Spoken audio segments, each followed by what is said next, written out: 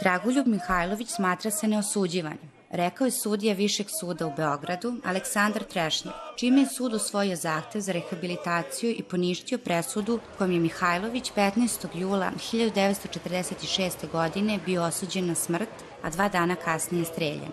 Izricanje odluke privuklo je veliku pažnju javnosti. Pored prepune sudnice i na platou ispred zgrade u kojoj je Viši sud bio je veliki broj građana, među kojima su i brojni pripadnici antifašističkih udruženja, kao i pripadnici Ravnogorskog pokreta.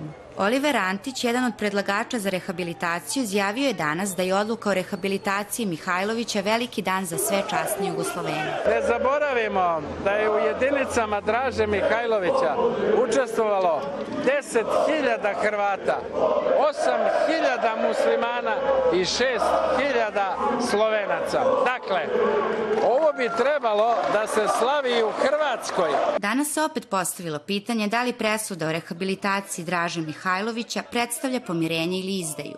Trebalo bi da bude neko pomirenje, a iskreno ja sam veliki pristalica Draže Mihajlovića.